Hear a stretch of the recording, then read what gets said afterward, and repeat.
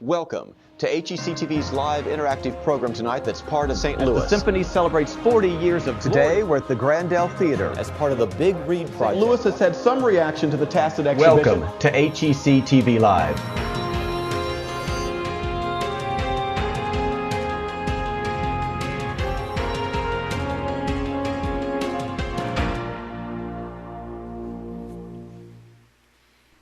Today on HECTV Live, we're inside the artist studio for our program on marvelous metals with artist Michael Gleason. Hi everybody, I'm Tim Gore, your host for HECTV Live, and I'm very happy to welcome you to Craft Alliance, located in the Grand Center Entertainment District of St. Louis, where we're going to be in the metals studio today for you to have the opportunity to interact with Michael Gleason.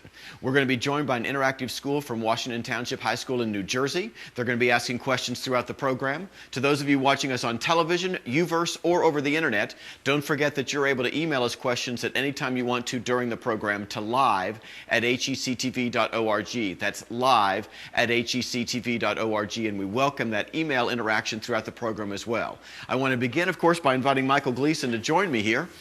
Michael, thanks so much for being with us today. We're glad that you're able to be here with us. Thank you, Tim. So let's talk a little bit about just your background. What got you interested in metals? Have you always been working with metals? Were you always an artist? What was it like? Well, ever since I was a little kid, I've enjoyed working with my hands and building things.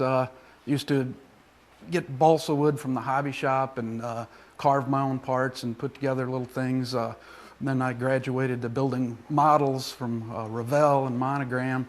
And then through my junior high and high school years, it was the standard type of art classes. I thought I wanted to go off to college and be what they call a commercial artist in those days, and wound up at the University of Kansas in Lawrence in the fall of 1974. In the springtime, they had us visit the different disciplines in the School of Design out there, industrial design, ceramics, glass, painting, all the fine arts courses that could be offered, so they could help us make up our minds. Did we for sure want to major in what we had come out there for? And I visited the metal studios, and I'd never been in a jewelry shop, and I thought, I'm going to try this out. So the rest is history. I got a scholarship and enjoyed making my own little parts. The permanency and durability that you get with metals, and then being able to put that out there where people could see it is what attracted me. And there's a lot of challenges, as some of you that are learning how to solder have probably recognized. It's difficult to get started and learn how to work on silver and not melt it, and then all the associated tasks that go with it. So that challenge was attractive. And today we're going to be working on creating what kind of piece? Today we're going to build a pendant. A lot of my work is very, very labor intensive and takes a long time to build. I've got a couple of smaller pieces over here on the bench. Just to give you a quick idea, this is a pendant here.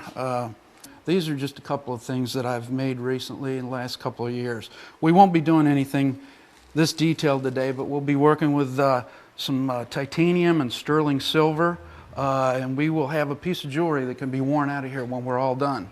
I guess the first thing I'd like to do is talk to you a little bit about the design process in this. We'll go over here, I'll do some drawing. And as you begin to move over there, I want to go to our school that's connected with us from Washington Township High School. As you sit down to draw, Washington Township, do you have a question right now for Mr. Gleason about his artistic background, his training, or anything that got him interested in metalwork before he begins to show you the design that he's created for this, the pendants we're going to work with today as he creates them? Go ahead, Washington Township. No.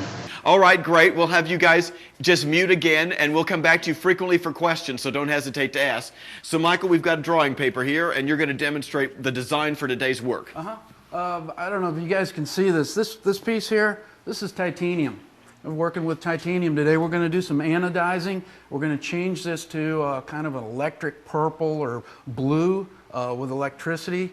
I cut some of these pieces out and did a lot of preliminary fabrication at home, just to keep you guys from getting bored.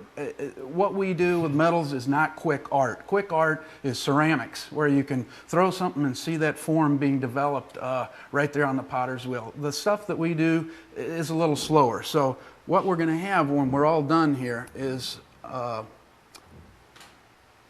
an elliptical shaped pendant. The sterling silver part under here, this will get trimmed off. You can see me do that, and then we'll So as I rivet turn the two this of them. around, this piece is sterling silver.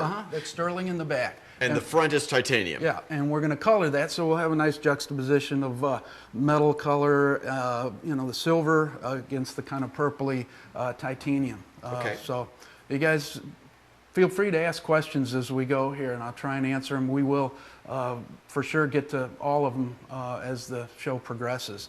But I just wanted to, real quick here, show you a little bit about some of the processes. If you look at this, there's two L-shaped pieces of metal that support the middle of that, and they are shaped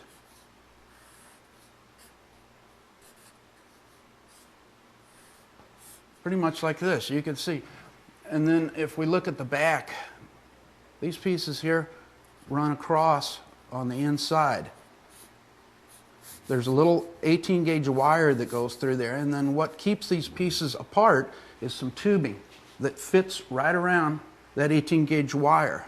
And then that allows us to give this textured piece, that'll solder right into the top here. So the technique used in making that was scoring and bending. What I use is setting burrs like they use in commercial jewelry shops for setting diamonds, where they cut the seat and the prongs. What I'm doing is turning that over and scoring my metal and making a cut in there that we can fold that metal along. And we're going to have a chance to see that process Absolutely. later when we go back in time. But I want to clarify Yeah. just for a minute. I'm going to go to over here to this camera, and as we zoom in at this uneven surface, I'm here seeing all these scratches. This piece did not come with those scratches. You put those scratches in there. Exactly right. Let me get a couple of tools over here real quick. I'll be Okay. right back into the picture there. And so these scratches, is that what you're talking about? Well, obviously scoring is the process of creating the slice, so to speak, so you can bend. The But texture on this piece was chisel cut. With a cold chisel, you can get this at the hardware store. They come in all shapes and sizes. So that's textured sterling on the top. The Okay. part that was scored and bent is right here. This is the score down in here. Once you score that and bend it, we solder it to reinforce that. okay. So, and then on our titanium piece, you guys can see how reflective that is. That was textured with a big wood rasp. And titanium is extremely hard. So you actually like scraped against it? I did all kinds of work in all different directions on it so that we get kind of an interesting texture there, and then we're going to put some color on it with our anodizing machine. Okay. And then maybe emery just a little bit of that off to raise our level of interest in it. So let's go over here. Before we start to anodize, Yeah. let's just go back to Washington Township again to see if they've got a question just on the score, anything we've talked about right here. Washington Township, go right ahead. What is the difference between titanium and sterling silver? What are the different properties? Properties of the difference between those two metals. Well, first of all, titanium can't be soldered. The only way to solder and weld titanium is an industrial inert atmosphere where there's no oxygen, and unfortunately we don't have facilities like this at our schools. So all titanium, any kind of strategic metal, titanium, niobium, has to be put together with cold connections. And what we'll be doing today to put this piece together is using some little copper rivets. They're pre-made. I buy them from a company down in Florida called Small Parts, and I'll give you the website, or you guys can look that up. It's real easy. They've got all kinds of little miniature nuts and bolts and fasteners. If time permits, I can show you how to make your own rivets out of sterling silver. One of the other major differences with the strategic metals as opposed to the precious metals that we've been accustomed to, we can pass an electric current into the titanium, and I have some niobium also, and get a whole range of colors. I've got a color chart here.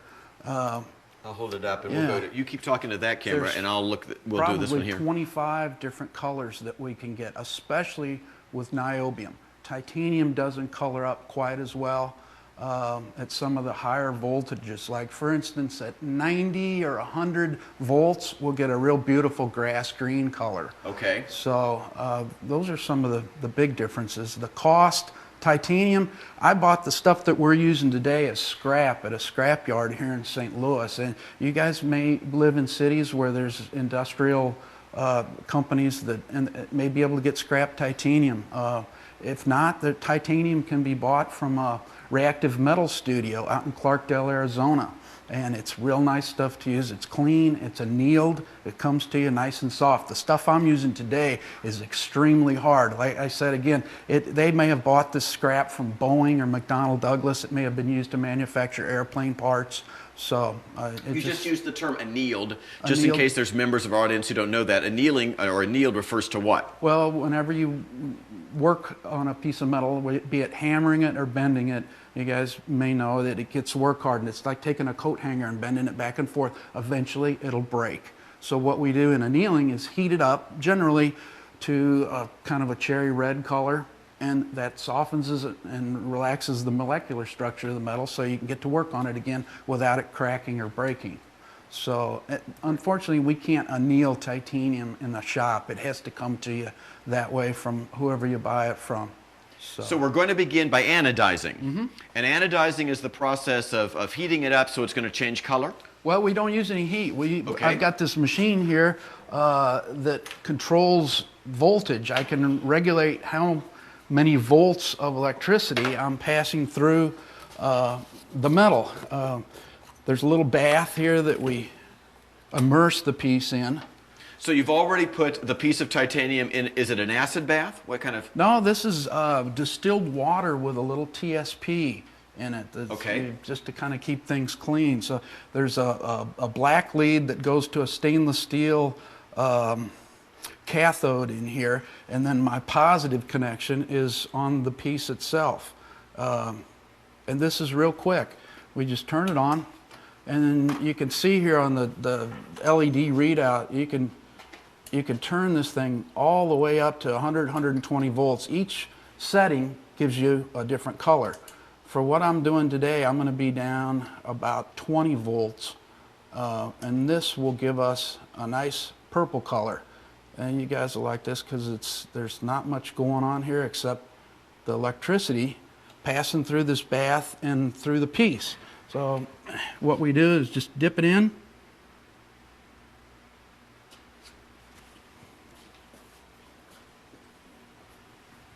I flip it around. You don't want to dip the electrode down into the actual plating bath itself. And the metal has to be real clean.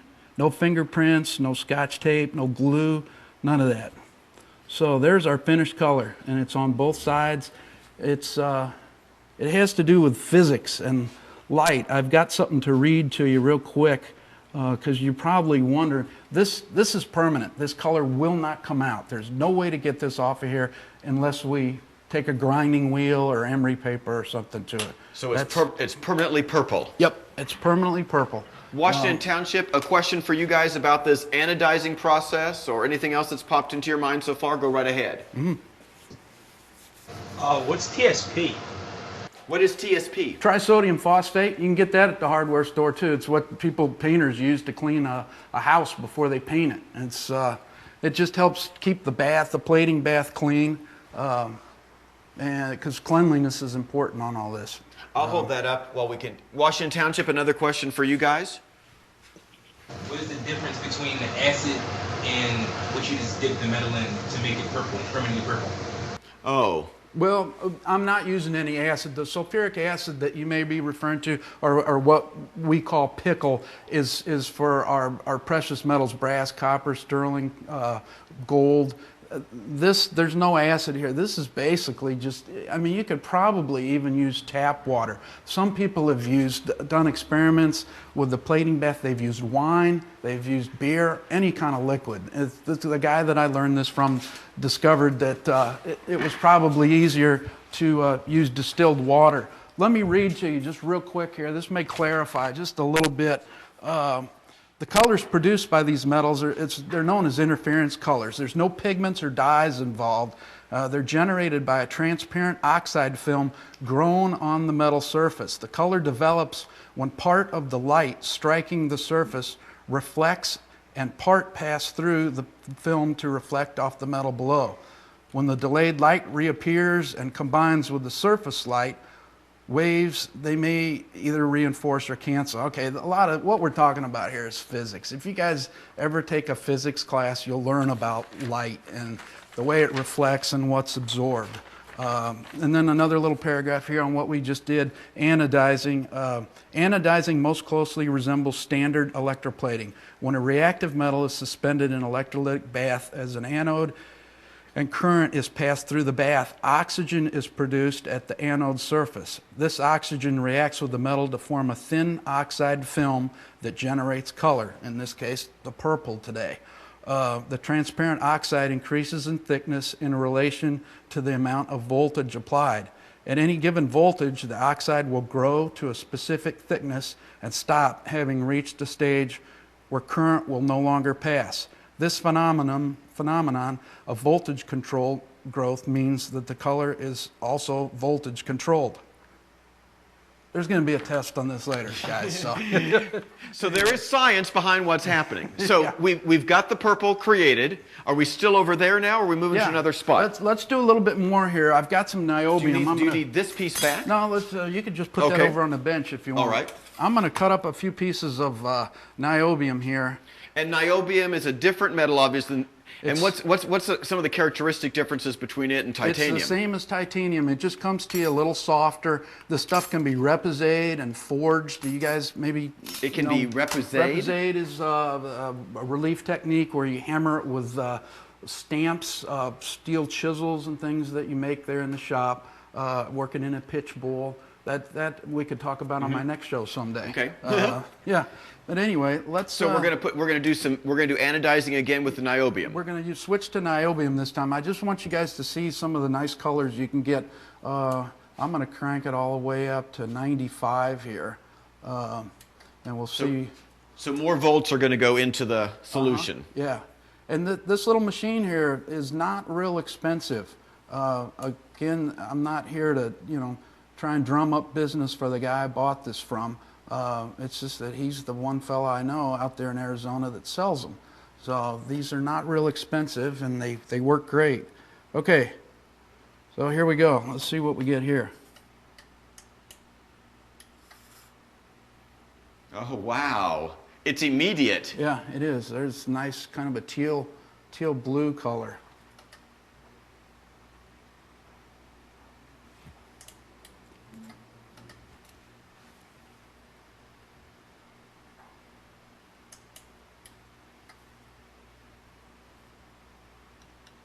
Hopefully that shows up well. Hold that right there for a minute. Just keep it held steady. And so we've ended up with something that's very blue-green, kind of aquamarine-ish. Further questions, Washington Township, as we look at this anodizing process? I have a question. I'm assuming that you can't solder at all with this metal. Is that right? No, So you everything. can't. So anything that needs to be soldered, if you're combining the titanium with the sterling silver, all your soldering of the silver has to be done first. Yes. And then exactly. you do all your cold connections, right? Yeah. And then what about filing and polishing? Can you put this metal to a buffer? You can, but it takes a long time. Your finer grits of emery paper and some of the 3M bristle disc wheels that you may or may not have in your shop, those are available from all the jewelry suppliers. Those work real good on the titanium. But yeah, you need to do a lot of the pre-finishing ahead of time. Does that answer your question somewhat? Yeah, you have to, so if you wanted a really bright polish on the metal, that would have to be done prior to the bath. Yes, exactly.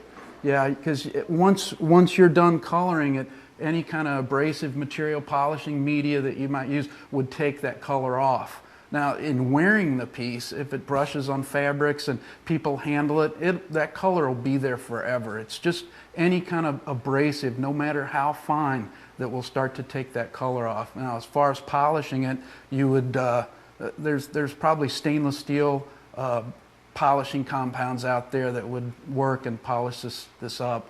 But usually it comes, this niobium, this is the stock condition. I got it from Reactive Metal Studio, and it's real shiny. So let's do one more piece here. We'll step down to 60 volts.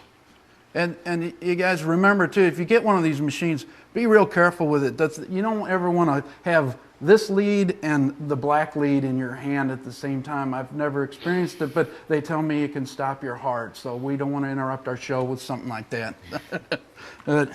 Hopefully we'll get a little bit of a gold color here. Yeah. It is immediate how quickly it happens. Yeah, and whenever you dial in 60 volts, this is the color you're going to get. It's real predictable. Well, actually, that's one of the nice things then, I guess, about working with the anodizer is you know that. Uh-huh. So it looks like a piece of gold now. Not that we'd want to pass it off as gold, but these metals are real lightweight too. I neglected to tell you that earlier when you asked me about some of the differences. This stuff is real lightweight.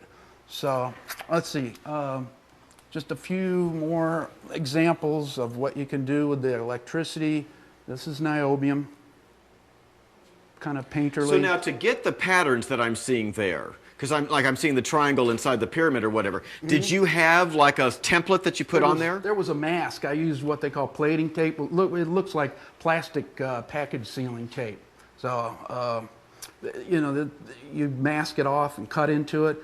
Anodize part of it, take your mask off, switch voltages, and step back down to a different color. So there is a whole science and a weekend-long workshop process of learning about all this stuff and what you can do with it. This is what our piece today. This was the test piece. So this is what we're going to end up with today. Yep. You've got the purple, and people will be able to notice that there's all sorts of marks in it that you've done with end of a screwdriver or something. With this big file. Big file. So you filed those marks in there. Yep. Okay, let's go back over to the bench and we'll start putting this together. Washington Township, another question.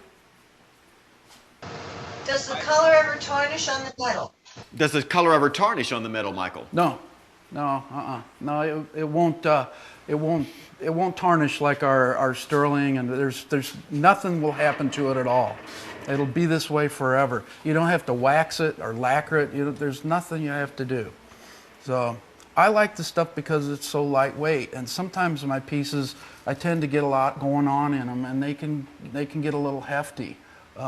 So with some of the lighter alloys that I can use, and unfortunately there's no titanium in here. This is all sterling. But I can build larger, more complex pieces and work this metal into it and have a lighter design and a lighter piece of jewelry in the end. Because ultimately, the kind of work I like to do is something that can be worn. We all know there's jewelers in different parts of the world, even the United States. They're always pushing the limits of what we define jewelry as. As an artist myself, I don't care to do that. I like to be able to have things that people can actually enjoy and use and wear around, put their hand in their purse or in their pocket to get their wallet out or whatever. So we've got various things we're going to put together. So show us the individual component parts and take us through it. Yeah. Well, right here we've got the rivets. I've got the pendant bail. That's all been cut out ahead of time. What we're going to do is elevate this piece just a little bit. I've got the rivets will go through the holes. You guys can see those have been pre-drilled and marked on there. We've got holes that you've created here, and what's going to happen is we're going to line up these holes together. Yep. Okay, but you're going to separate them, so to speak. There's going to be like a connection between them to keep them apart a little bit. Yeah, they won't be flush against each other. It'll make sense here in just a minute. Okay. And the design, I've let it go a little bit long on the edges. What we'll do, I'll show you just a little bit of sawing and filing here. I'm going to go ahead and get this lined up with my rivets, and then get it trimmed up, and then we'll rivet it together. So they're actually looking over your shoulder at it as you speak to it, Michael. What I'm going to do is just score these outer edges right here. I put the rivets in. They're not set. They haven't been hammered. We'll do that in just a minute. I just kind of want to mark this, and then I can trim the excess off. and in as much as it's sterling silver, I'll keep that and use that in my scrap box for future projects. We can cast our own ingots. We've got some recipes for different oriental alloys that will allow us to cast some interesting alloys called shibuichi. That's really kind of interesting. Called what, Mike? Shibuichi. It's goes back to the ancient samurai sword makers. Okay. And the sword guards. They had all kinds of different alloys that they could use as decorative metals. Again, that may be for a future show. So we're now going to actually saw so that the edges match up. Right. And as you guys watch Michael concentrate on this sawing, go ahead and feel free to start, Michael. Washington Township, another question from you guys? I had a question about the anodizing bath. Can you use any type of metal or just certain ones? no, it's got to be titanium or niobium. Yeah. Our other metals, they won't do anything in there. It's just the way these alloys are formulated. From a scientific standpoint, I'm not sure, but and you can't combine sterling silver and titanium and anodize. The only thing that can be in that anodizing bath is the actual reactive metal that you're using. I use the terms interchangeably, strategic, reactive. But yeah, nothing else can be in there. No brass, no copper, no gold. So We'll let you focus on sawing here a minute, Okay. because I know I can tell that you want to look at what you're doing. talk. I wouldn't want any blood connection ending up on this jewelry. Don't forget, folks, if you've got email questions because you're watching us on television or the internet, you can email them to us at live@hectv.org. That's live@hectv.org.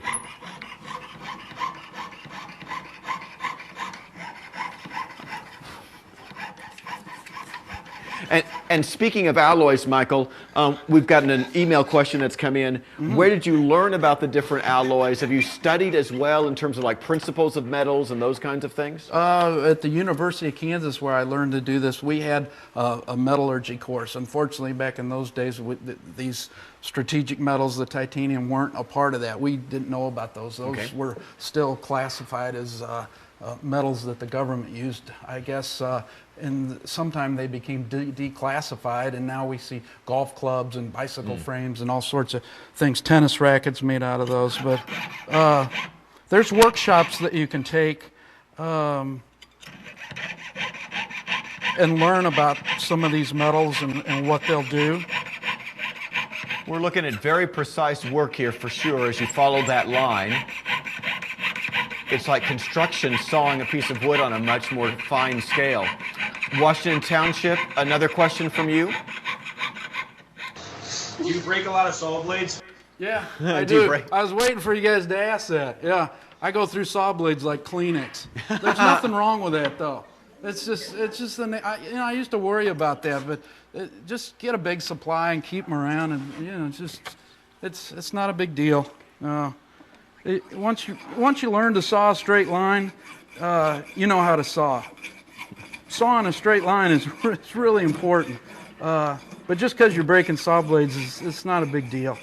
So saw blades are cheap, you're telling us, Michael? Saw blades are cheap, and the size I like to use, and you guys should make this note too, is a 2/0. And you're instructors, and you guys will probably know what that means, but that's the size designation. It works good with stuff all the way up to 2 gauge and as fine as 26, 28 gauge thickness metals. So now we're going to be sawing the second side. The other side, or are you going to do something with this first? Yeah, no, I'm just there. You can see how we're starting to kind of customize it and Hold fit it it steady up right there so they can see it. So now you can indeed just barely see the sterling silver outside of the purple titanium as a result of the angle we're working at. Just a little bit underneath. And you've done some filing there to smooth it out and edge it out. Yeah. And you'll go to the other side. And while Mr. Gleason goes to the other side and does a little bit more sawing, another question, Washington Township? Yeah. When you're sawing, do you use wax on your blades? I do. I use this blade lube that they sell now. There's all the distributors have their own house brand This is from Guess Wine out in New York. Rio Grande down there in Albuquerque has some. John Fry at Auto Fry out in Oakland, California. They all have their own brand, and it's good. Now, if you guys get to experimenting around, use copper. And copper is a real grabby metal, and you have to use this stuff because you just break a ton of saw blades with copper.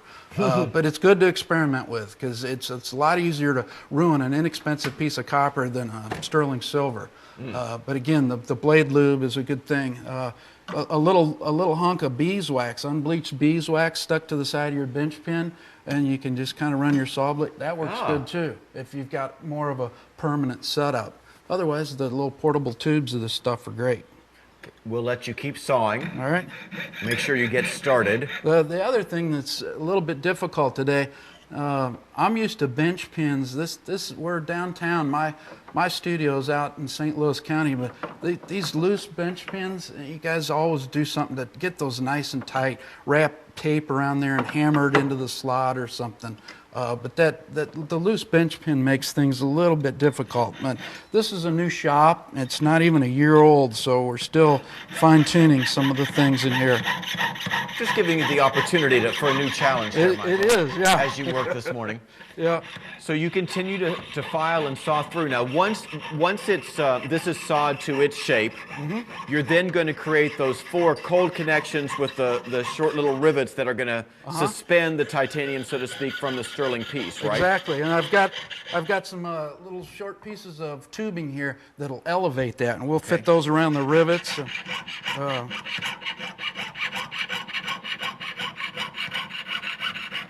Washington Township, another question from you guys? How old are you when you started working with metal? Probably 19. I'll be 53 this next summer, 54 this next summer. So I first started in 1975. And has it become easier because technology has changed in some ways? Has it become more exciting because new metals are available to you? During the course of that time, have you noticed any significant differences that have made it more fascinating or simpler or more difficult, maybe? I think that there's a lot more educational opportunities available now. There's a lot of our studio jewelers that do workshops that can run around the country and entertain you guys like I'm doing today. There's just a lot of techniques and things that have been rediscovered and new things that have come along that make this extremely interesting. So yeah, Tim, yes to all of the above. Yes to all of the above? Yes. I like that kind of multiple choice answer. Yeah. Washington Township, another question? We were curious as to what your experiences were in high school as far as your art background and art training. In high school? Yes.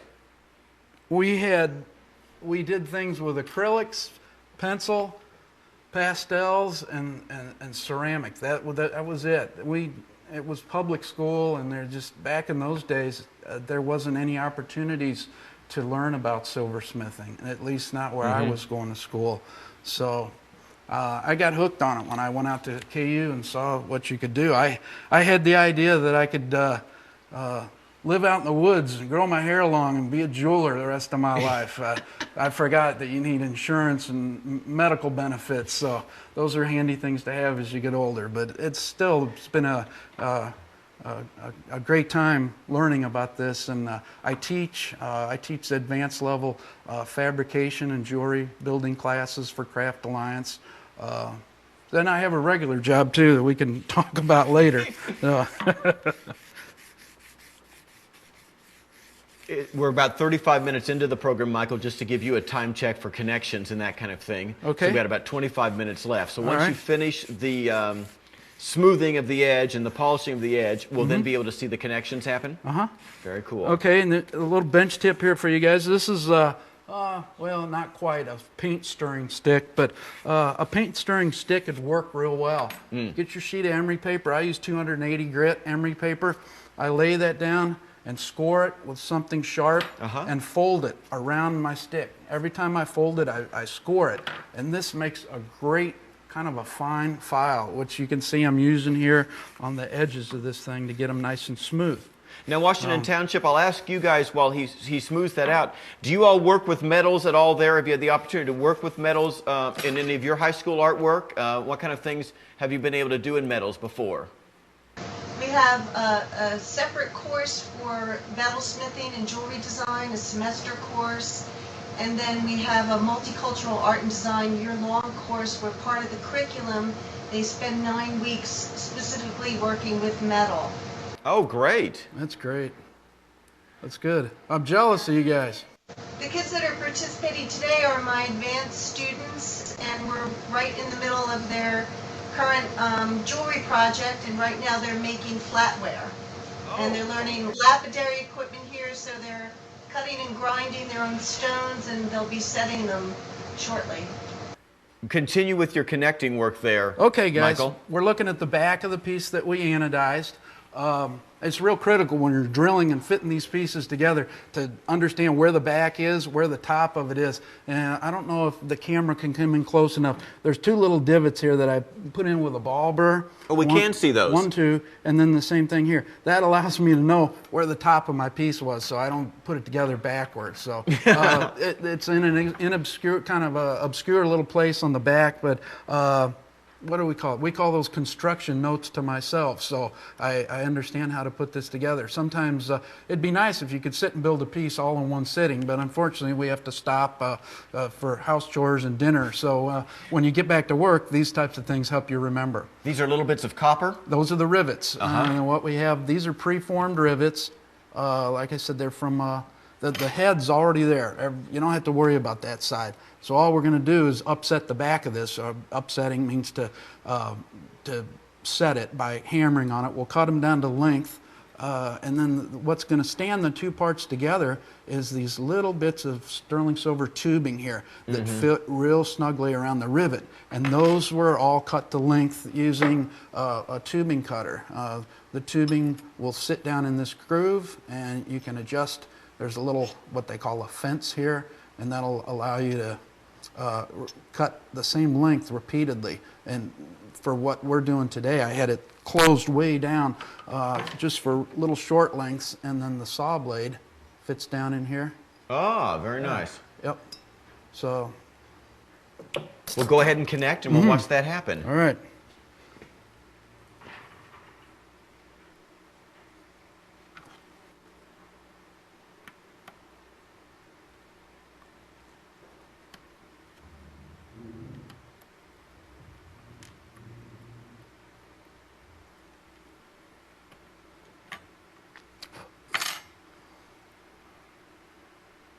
Okay, there's our piece.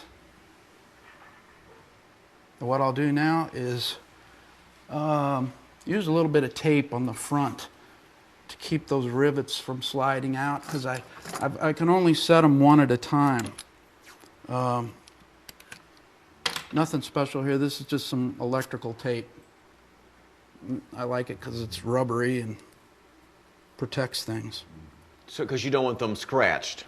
Right. Well, what'll happen when I'm working and on they might this also one, shift, I assume. they'll slip out, Okay. because the side I'm working on is this side, so they'll slip back out of there.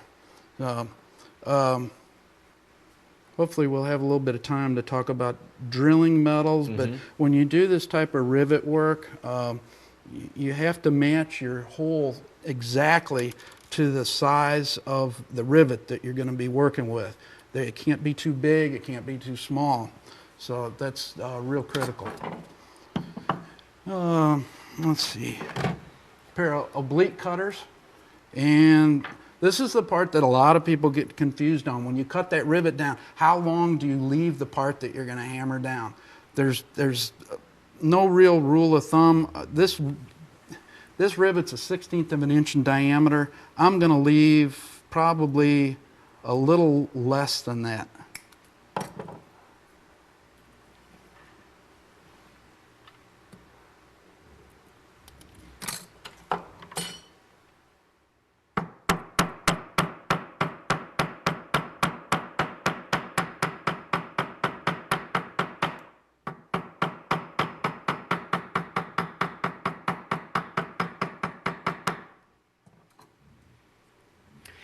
And obviously you choose the size of the hammer you're pounding with based on the size of the rivet you're dealing with. I've done larger pieces. You guys may have seen some of the larger things that I've done in my interviews. Some of the rivets I've used are an eighth of an inch, maybe even 3/16 of an inch in diameter. I like a digital caliper. Maybe you guys are using these to do some of your measuring, but it'll allow you to match the diameter of a drill bit to the diameter of your wire, measuring stones. I use metric quite a bit. Metric's real easy.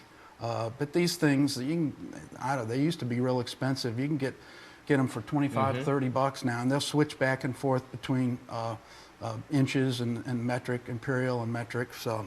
While you continue to pound, this is a good time for me to mention to the folks that might be watching, if you've not had a chance to go to our hectv.org website, you'll find an interview with Mr. Gleason where you can learn more about his background and the kind of work he does, both in jewelry as well as some other much larger pieces that we had the chance to look at. Very whimsical. I'll let you pound, Michael. Go right ahead. And just so you know, we're about 16 minutes left in the show as you think about timing your pounding.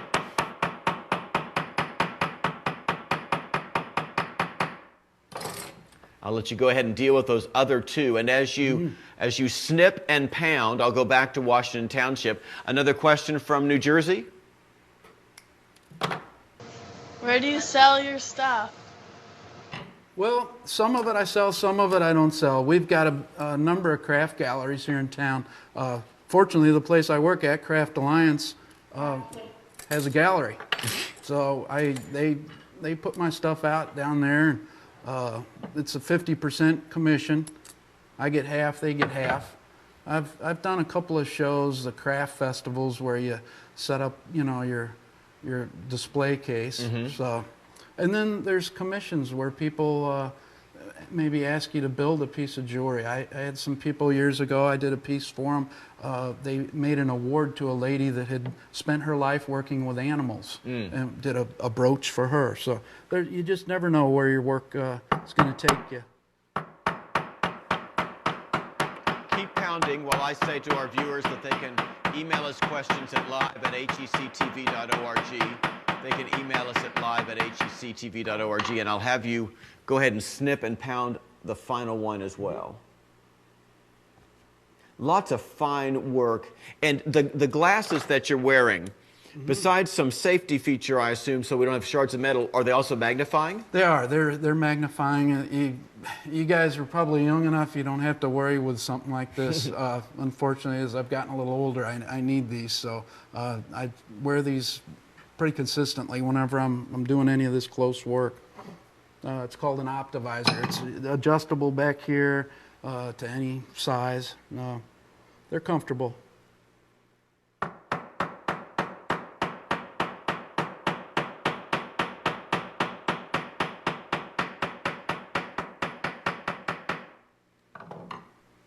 Okay, there is our pendant.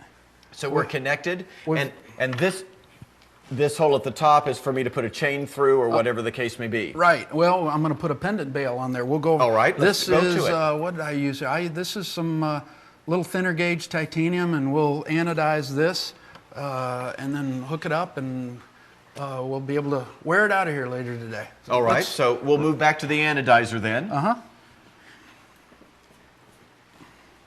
Going with purple or going with another shade? Let's see.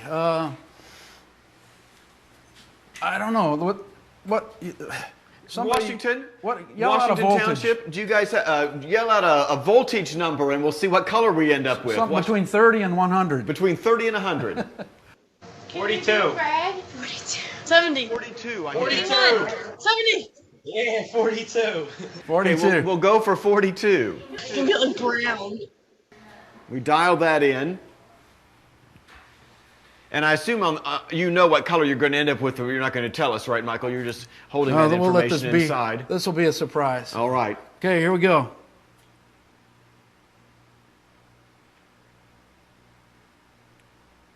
Yeah, good choice. It's kind of a light inky blue, which will go with our purple. It will go nicely with the purple. What number would you use to get red? The closest you'll come to a red would probably be 75, but I haven't been able to get like a cherry red. What we wind up with is kind of a violet or a pink. So, And all right. we've got another email question that came in from the folks at St. Clement here watching. Thanks, St. Clement. Where do you get your metal? How does one, you get it from all sorts of places, but describe that a bit. I do. St. Clement's here in town. Yes. This is from Shapiro's up on Natural Bridge near Goodfellow. They've got a lot of scrap tubing, brass, copper, titanium. For newer titanium, again, Reactive Metal Studio out in Arizona is a good place to go. The mail order. So, okay, what I'm going to do is go ahead and attach our pendant bail here. I pre-measured this, so there's no guesswork. And I'm just going to kind of bend it around with a couple of pair of flat nose pliers. Another email question that's come in from St. Clement. How do you choose the metal that you want to work with? Like, are you thinking, because talk a little bit about that, because obviously they each have different strengths and they each have different weaknesses and different characteristics. Based on the design you want, or, you know, knowing how they're going to take color or how malleable they might be, is that how you determine what metal you want to use? I guess the jewelry predominantly is sterling silver with some gold accents once in a while. And if I have somebody that's commissioned me, I'll use predominantly gold, 18 karat. But usually sterling silver. And then if I get into an experimental situation, like on some of my larger pieces where they don't teach you how to build some of these larger sculptural pieces that are in my interview. So there I'll use copper, because if I make a mistake, it's easier to start over. No.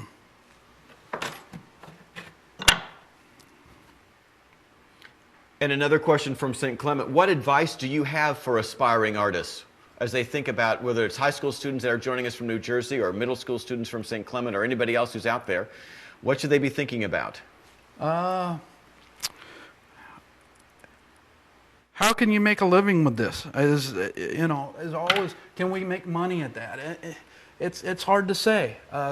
We talked about that in my interview a little bit. I think the main thing is just learning and increasing your vocabulary techniques. You never know where it's going to lead you. So in any kind of situation where you're learning, you need to be able to ask lots of questions. That's a really critical part. You don't want to feel silly or embarrassed. So getting into any kind of situation where you can ask lots of questions is going to be a good thing. What do we have left on this? Is the pendant, this part you're putting on right now, the final piece of this particular pendant? Yep. And as you finish that out, we've got some other pieces, looks like earrings, that are laying here, and the students may notice a little bit of difference as they look at those earrings. And I noticed that there's jewelry or gem-like stones in them, that kind of thing. To lay these gems in here, you're using what kind of connection? Well, there's a lot of fabrication here. This is just sterling silver and fine silver. The bezel around the stone is fine silver. I use 26 gauge fine silver because it's so soft, and we can push it up against even fragile stones like turquoise, malachite, some of the softer stones without damaging them. So in this case, it's an apricot moonstone, which is a kind of a chalcedony. You take some gemstone courses, you learn about what the various minerals are and all that, and what makes gemstones. But the hardness on that is probably about a 6. Okay. So anyway, here we go. All done. Finished piece? This is a rubber cord from Rio Grande. It's got the findings and everything attached to it. You can buy this stuff by the foot and build your own findings if you're so inclined, just for the sake of time today. I'm going to move it under the light a little bit more, just so they can see the purple color as well.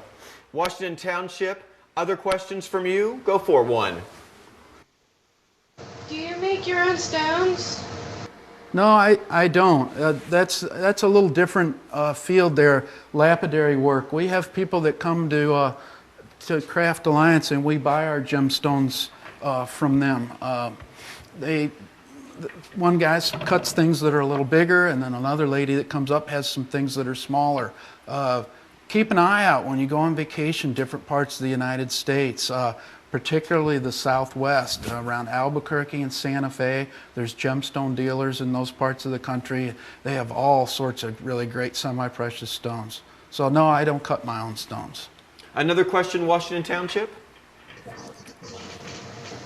Well, I have a question. I was just wondering what your opinion is of the rise or fall of the crafts movement in this day and age, especially as it impacts kids with the use of computers.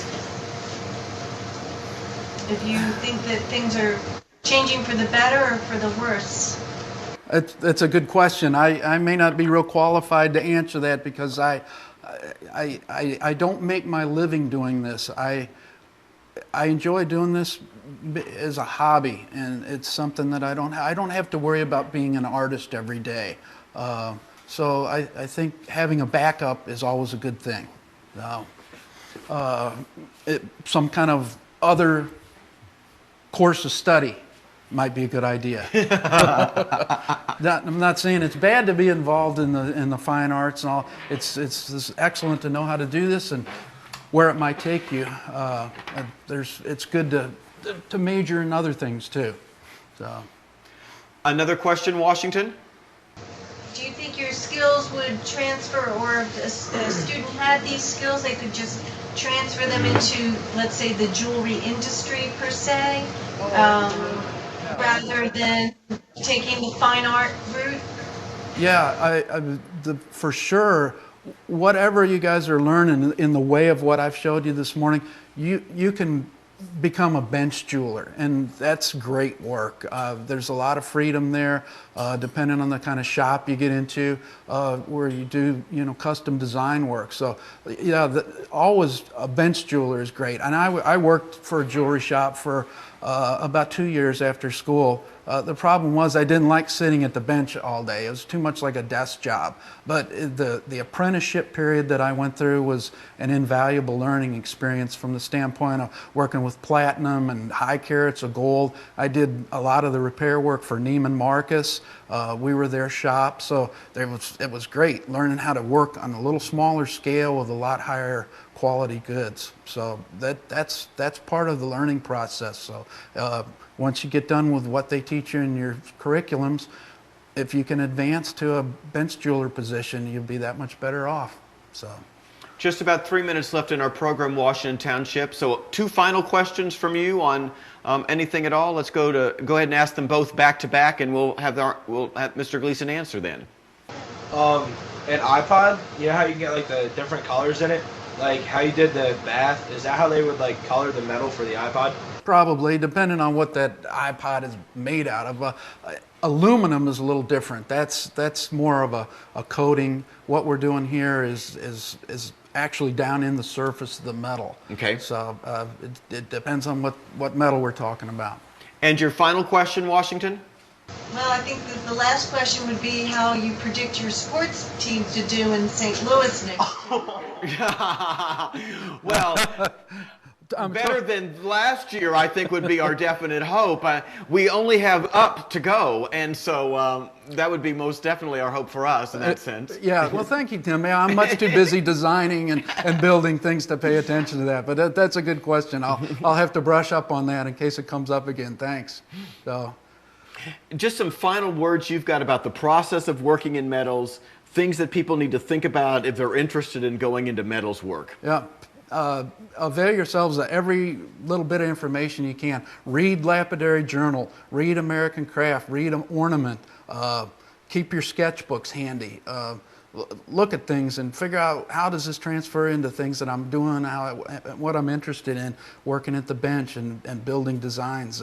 Take workshops. There's workshops all over. We have them here in St. Louis. Hopefully in the towns you're in, there's workshops being given. But just learning as much as you can, because there's a whole lot of stuff out there now that wasn't around. Some of the new techniques that they've rediscovered, kombu, we're using gold foil, some of those kinds of things. It's great. So the world's wide open as far as being a jeweler and creative metalsmith, studio jeweler.